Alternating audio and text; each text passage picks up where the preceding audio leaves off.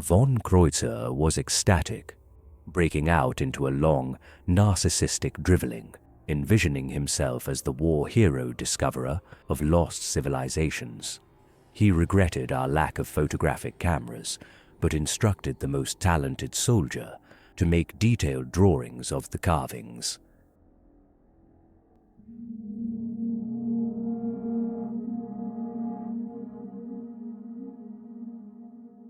SMS Schattenwolf, a Dagon tale.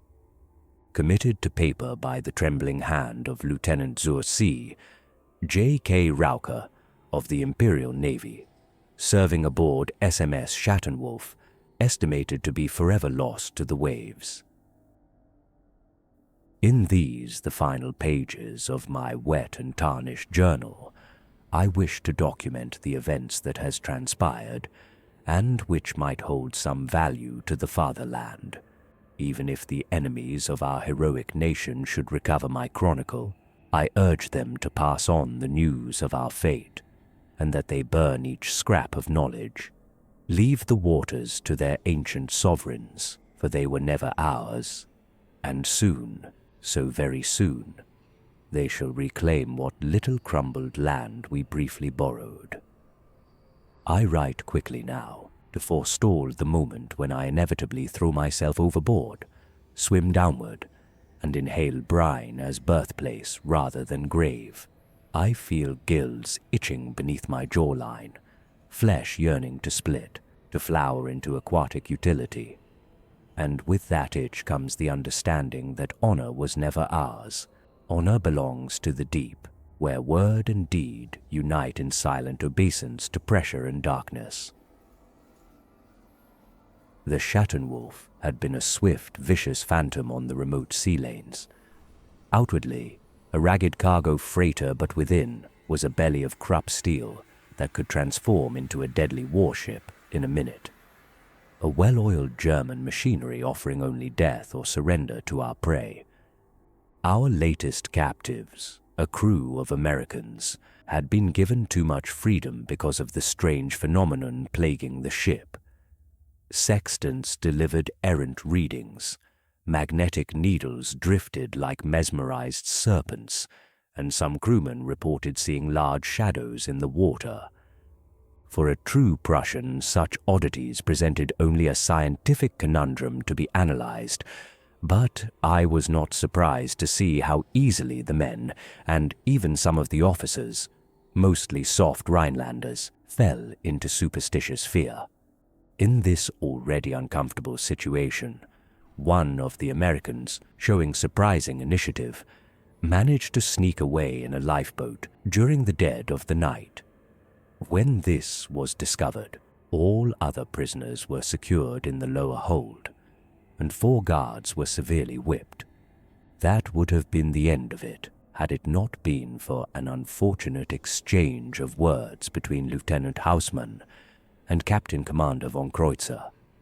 The commander was a fellow Prussian of fine birth, capable in many ways, but his great flaw was his pride. As the lieutenant unthinkingly mentioned his relief that we seemed to be leaving the haunted area, von Kreutzer got in his head that this could be interpretable as fleeing, and even more so fleeing from imagined so-called supernatural events. In conjunction with him already feeling somehow slighted by the American, this led to the regrettable order, turn around to hunt for the lost prisoner. Thus began many long, fruitless days of searching after that worthless American. There was at least the hope that we would encounter another enemy ship, and thus continue the fulfillment of our duty to the fatherland. But the seas were calm and desolate, and neither man nor ship were sighted. However, the phenomenon continued with renewed strength.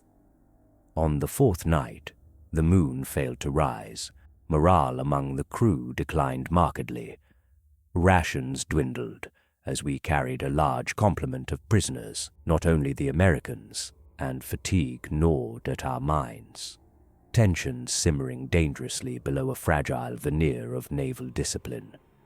As the commander's trusted lieutenant, I cautiously approached him with these concerns, suggesting the fruitless hunt be abandoned. Von Kreutzer's response was swift and severe, laced with barely restrained fury.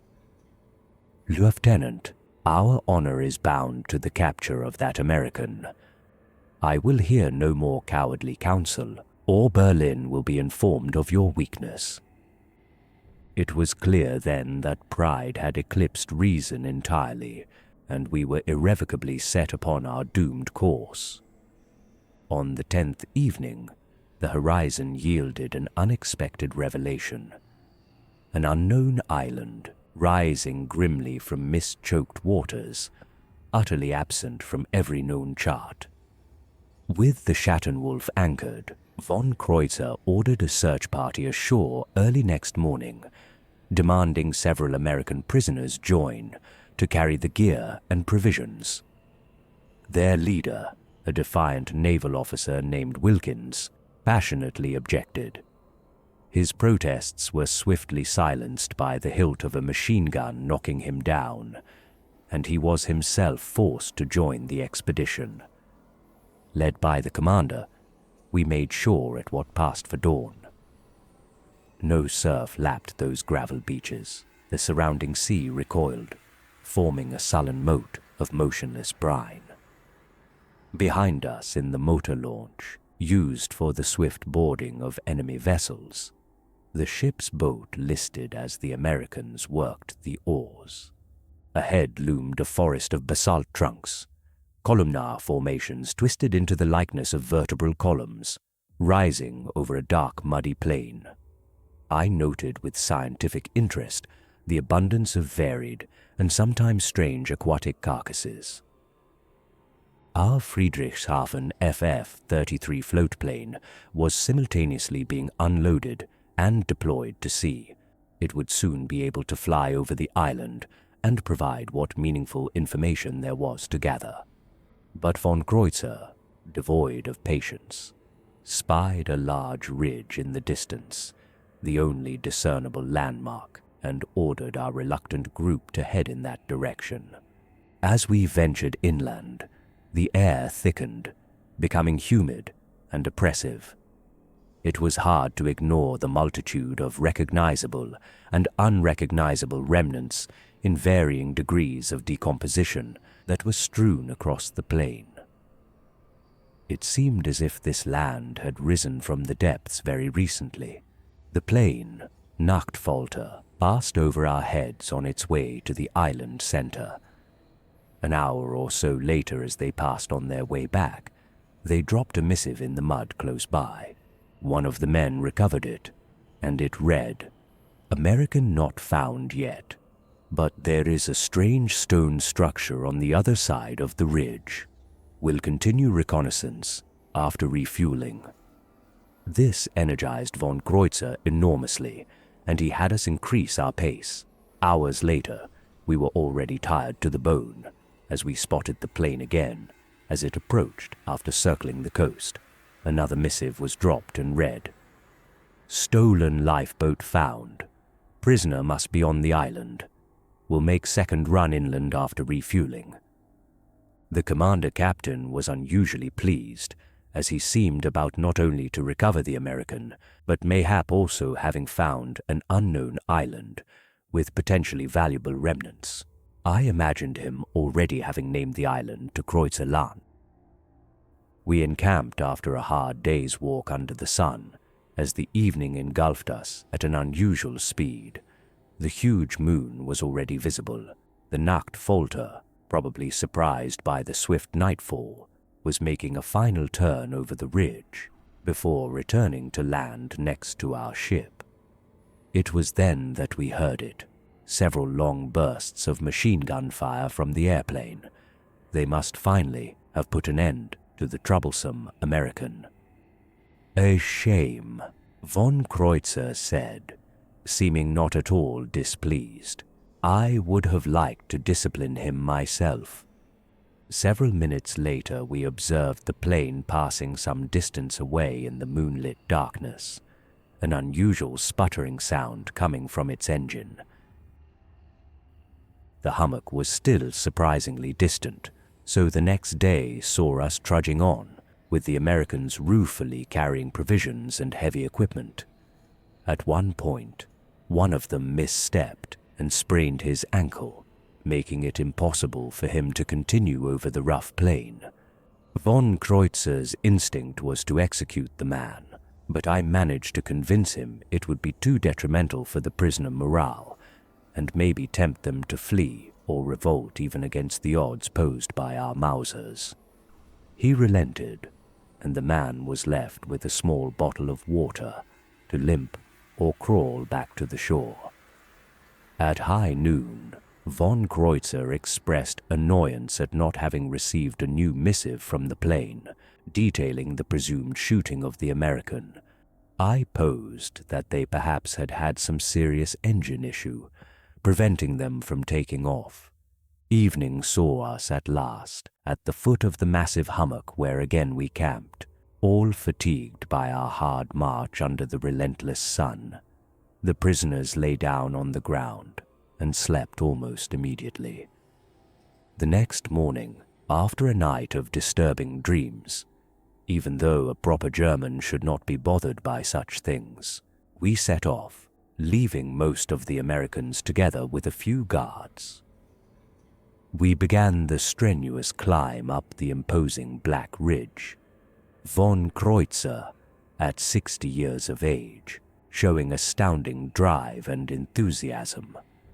At the crest, we were rewarded with the impressive sight of what seemed to be a massive man-made monolith rising from an oily body of water at the bottom of the valley. Eventually, skipping down the steep slope, we arrived at the towering stone structure, its surface etched deeply with ancient pictographs depicting monstrous, aquatic entities worshipped by malformed, amphibious beings. Von Kreutzer was ecstatic, breaking out into a long, narcissistic driveling, envisioning himself as the war hero discoverer of lost civilizations. He regretted our lack of photographic cameras, but instructed the most talented soldier to make detailed drawings of the carvings. A yawning cavern opening was soon discovered nearby, and as we had not recovered the American's body or ensured his demise, von Kreutzer ordered most of the company to follow him into that ominous darkness, ignoring the protests and fearful murmurs of the crew. Inside, our few torches and electric flashlights revealed ghastly carvings upon every surface, reliefs of eldritch creatures and vast underwater cities whose spires defied all earthly geometry. Our astonishment turned sour as we pushed deeper into the cavern, a dark, wet hellhole. Disputes erupted among our men. Johann, an experienced sailor, even accused von Kreutzer of risking lives for his vanity. Staring into the business end of my Mauser shut him up, even though I silently agreed with his sentiment. The cold, wet labyrinth descended in corkscrew tiers, its walls alternate layers of lava glass and fossilized coral. More carvings chronicled ancient conquests. Continents shone as barnacled carcasses beneath the trident of a mighty aquatic monarch. And humanity, a late, laughable excrescence, depicted as hatchlings devoured whole by leering amphibians. The oppressive darkness was punctuated by sinister sounds, faint whispers, distant splashes, and haunting moans that seemed to seep from the very stones. The Americans, particularly Wilkins, exchanged frantic glances, their eyes wide with fear. Von Kreutzer's resolve fractured visibly, yet he clung desperately to his obsession, promising us glory in Berlin for the discovery of these ancient horrors. Wilkins, unbound amidst the darkness, bitterly whispered to me of the folly of arrogance, warning that some evils were better left undiscovered. His words haunted me, resonating with growing truth. Von Kreutzer drove us into the caverns with his pistol drawn, and we eventually arrived at an immense underground chamber, an oppressive void of darkness illuminated only by our dying flashlights and phosphorescent fungus clinging sickly to cyclopean pillars. The magnitude and alien architecture of this place instilled in us a profound existential dread. Panic gripped many. Men begged openly for retreat. At its center churned a basin filled not with water, but liquid night, a viscous, reflective ink. Machinery ringed the pool, bronze cogs of indecipherable make, their teeth meshing with no evident power source, yet turning, as though wound by the rotation of the planet itself. Von Kreutzer drove us on, gesturing with his pistol while raving that we had found engines of unimaginable puissance. Sub-aeonic turbines, he babbled, that might win the war itself. I noted his German, usually precise, had acquired sibilance alien to human palate, each phrase ending in a liquid croak as though lungs filled with brine. Von Kreutzer walked alone to that basin and stared for long moments into its dark waters, silent and visibly shaking, struggling with a revelation that tore at his sanity. Finally realizing something, he seemed to break loose from some trance and ordered our immediate withdrawal. But it was too late. From that pool rose a pulse, audible, tactile, mental. My heart synced to its rhythm. My breath conformed. My very thoughts marched lockstep with the cosmic metronome. In each reverberation I divined syllables, fragmentary yet irresistible. Na, Nafel, Tharanak, Dagon. And behind those syllables I sensed a vast, indifferent presence. Our withdrawal offered no solace. As we retreated, skirmishes broke out among the men, accusations of betrayal, desertion, and cowardice echoing bitterly, mixed with mad laughter.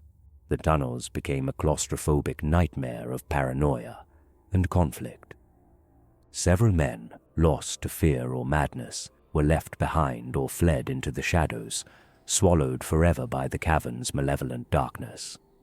At one point, von Kreutzer's eyes glinted in the light of my flashlight, seeming more as the dark pool than human eyes. I shivered and continued on, but when next I looked, the commander was gone, perhaps following some unknowable call. Our return to the beach felt delusionally brief, as though the tunnels spat the remaining few of us out in disgust. A storm swept the coastline, no natural squall but a tantrum of the sea itself. Waves hurled radially from a single epicenter. As we looked on in utter disbelief, the hulking form of that aquatic deity we saw depicted in the caverns now breached the surface, and its head rose slowly beside the anchored sea raider. The creature's enormity beggared belief. Imagine a cathedral draped in kelp, crowned with a visor of barnacled stone. Imagine an empire's worth of sinuous muscle clothed in scales. He rose in segments, as though unfolding from a deeper dimension, the air weeping brine around him. As he stood towering over both land and sea, his gaze fell upon the Schattenwolf, regarding it for long seconds, while men were running and shouting amidst multiple flares of gunfire, uselessly aimed at him. With one ponderous sweep, creating a huge wave, the fish god rocked the Schattenwolf. Men screamed in despair, and some jumped ship, vanishing in the dark waters. A few soldiers, likely of Prussian descent, managed to swing the heavy-mounted machine gun toward the beast and released a flow of deadly iron. This, at least, seemed to annoy the entity, for it gave a shrill, impossibly loud sound, the like of which could drive a man mad, if indeed any remained who were not yet driven mad. Then it raised its massive razor-barb-finned arms into the air and pounced with immense might upon the Schattenwolf, causing it to crumble like a toy. iron plates curled like burnt parchment. Men who had attempted flight in lifeboats were instantly killed, crushed, or flung into the air. I briefly pitied the prisoners, forced to meet their watery doom sealed in the ship's dark hold. I recall little of my own escape. We took the motor launch that was drawn up on the muddy beach. I recalled the immense shape of the creature moving in our direction, and then suddenly a blinding white light followed by a deafening noise. It can only have been our large supply of mines exploding at once. But if it was enough to kill or even wound that ancient deity, I do not care. For now the sea beckons me with irresistible force, and I can already hear the distant calls of my kin.